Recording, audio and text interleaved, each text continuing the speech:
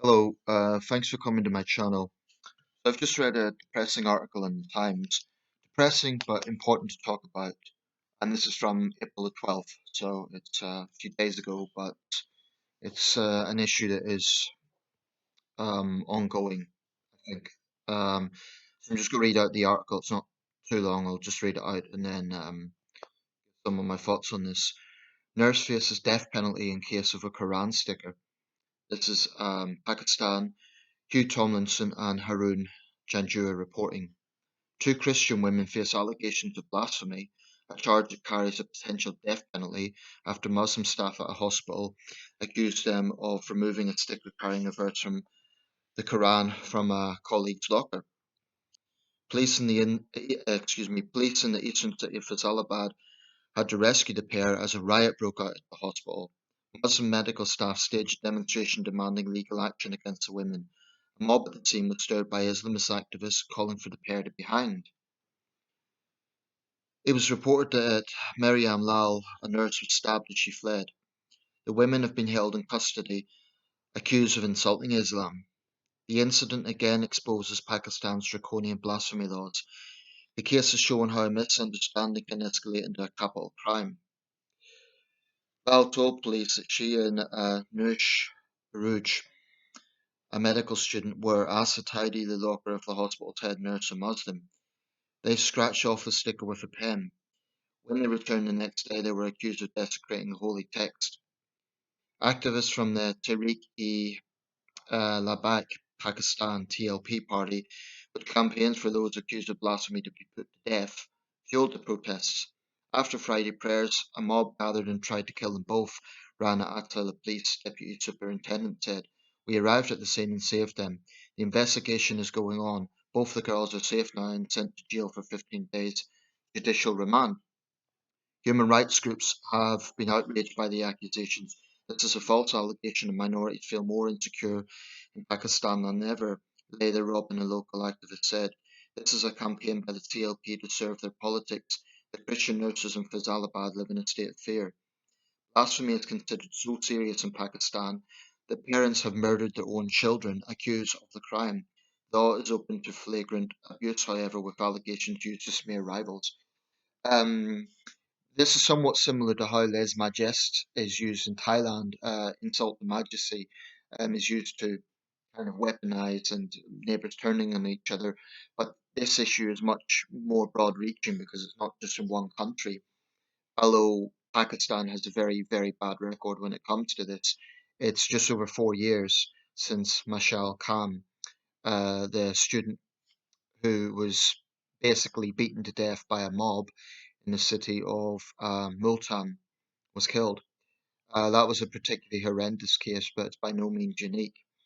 Not so long ago, of course, Aisha Bibi, the Christian woman accused of blasphemy, got refuge. I think it was either in the Netherlands or Belgium. I was ashamed at the time that we were deafening in our silence. Um, but to me, this reiterates just how backward Pakistan is when it comes to this sort of thing. Now, Pakistan's got about 200 million people. I'm well aware that there are liberals and reformists in that country who are well aware that this is something that is a big problem.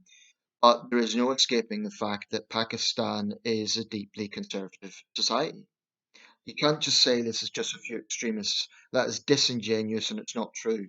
The fact of the matter is there are many, many people in Pakistan who feel very strongly that blasphemers should be put to death. And I think it's very plausible that the claims in this case are false anyway, because knowing the consequences for this, knowing the violence, knowing the sort of mob mentality that descends, why would any minority deliberately want to offend Islam in that sort of environment? It would be reckless in the extreme.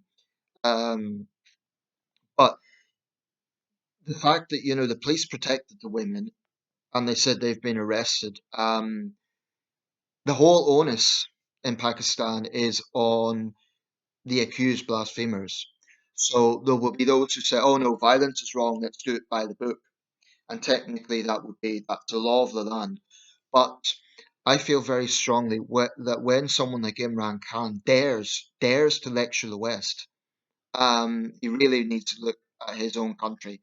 Pakistan will forever be backward until this religious fanaticism loses influence. And I'm a realist. This isn't going to happen overnight. It probably won't happen anytime soon. Because when you have that sort of power of religious dogma, it's more powerful than any weapon. It's so influential.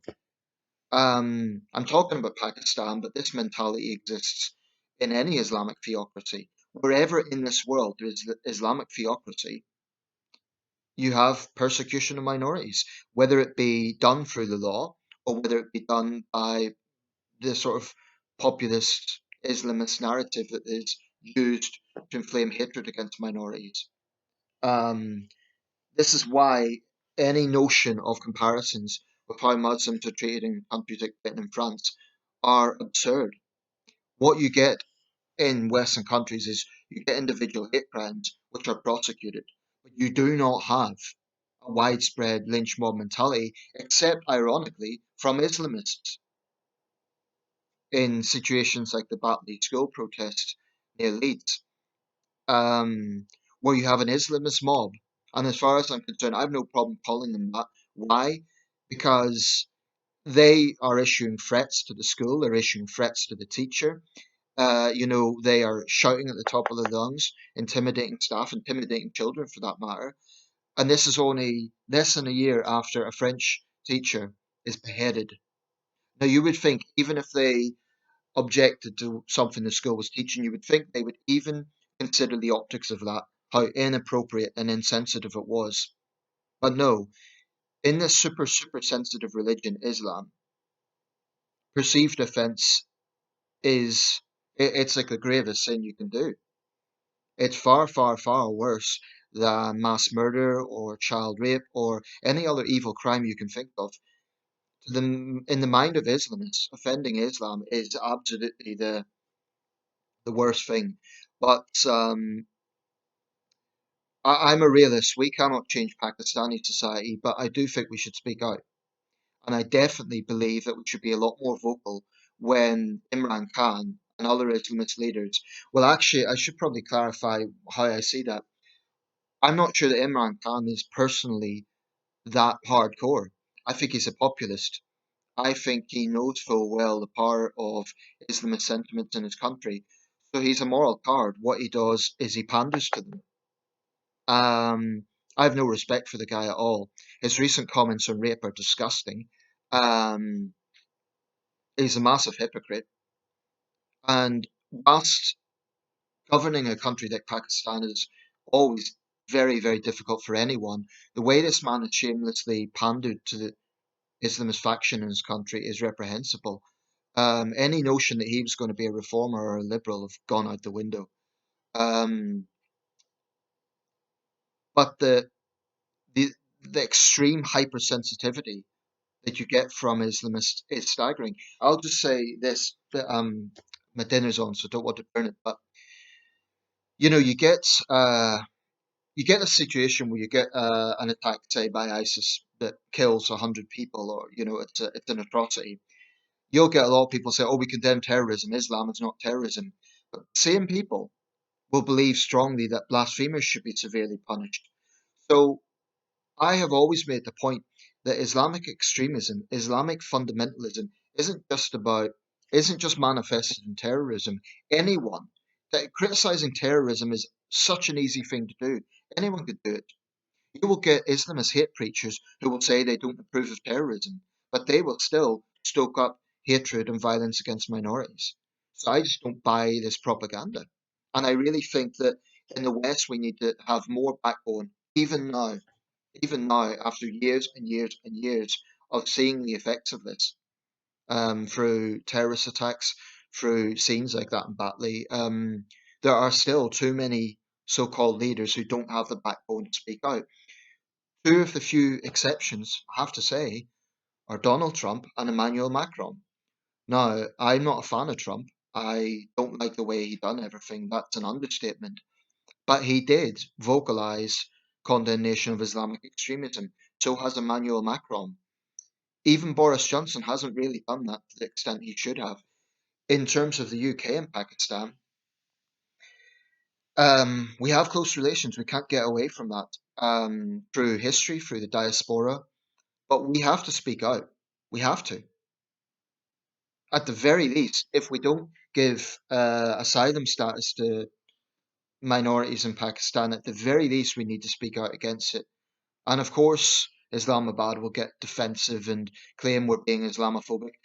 I say we need to take that risk. We need to say, this is happening. What's your answer to this? You know, they will say, well, the women were protected by the police. But so long as these laws exist in the first place, they will be misused. It's absolutely. Do not tell me that cultures are equal. You cannot compare that to Western liberal democracy. You just can't. And, you know, if I was a politician, this wouldn't be particularly diplomatic. But I think that human rights and human liberty are superior to anything. I really do. And I'll leave it there. But shame on those who defend this, and shame on those who are so hypersensitive and weak that they need to use violence to defend their religion. It's pathetic, and it's worse than that. It's it's reprehensible.